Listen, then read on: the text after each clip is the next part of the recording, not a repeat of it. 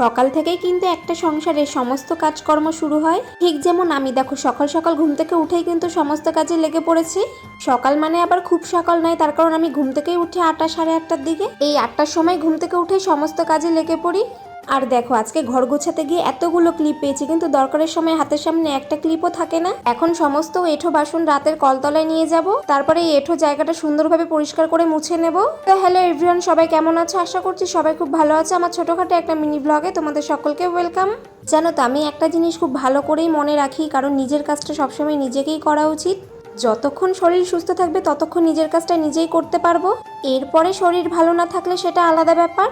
সংসারের সমস্ত কাজের চাপ কিন্তু একটু সকালবেলায় বেশি থাকে। দেখো তোমাদের সাথে কথা বলতে বলতে কিন্তু আমার সমস্ত এঁঠো বাসন পরিষ্কার করা হয়ে গেল। এখন বেশ কিছু জামা কাপড় আছে, সেগুলোই আগে ধুয়ে পরিষ্কার করে নেব, কারণ এখন যা ওয়েদারের পরিস্থিতি, সকাল সকাল যদি না ধুয়ে দিই তাহলে আর সারাদিনে শুকোবে না।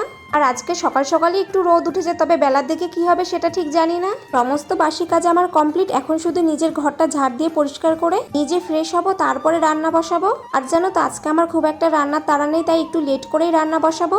একটা প্রবাদ বাক্য আছে জানো তো, যে ঢিল ছুঁড়লে কিন্তু পাটকেল খেতেই হবে। কিছু কিছু মানুষের বিহেভিয়ার এমন থাকে না, তারা ভাবে যে তাদের সাথে কোনোদিন এই ধরনের ঘটনা ঘটবে না। একটা কথা কি বলতো, কেউ যদি কারোর সাথে কোনো খারাপ ব্যবহার করে না, সেই ব্যবহারটা কিন্তু তাকেও সহ্য করতে হয় কোনো না কোনো দিন।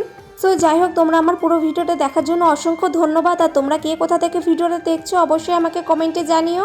দেখো সকালের সমস্ত কাজ আমার কমপ্লিট। এখন আমি যাব, নিজে ফ্রেশ হব, স্নান করব, তারপর ঠাকুর ঘরে গিয়ে পুজো দিয়ে আজকের দিনটা শুরু করব। আর দেখো আমার পুজোও দেওয়া কিন্তু কমপ্লিট হয়ে গেছে। আজকে একটু সকাল সকালই পুজো দিয়েছি, এই 10টা সাড়ে 10টা বাজে।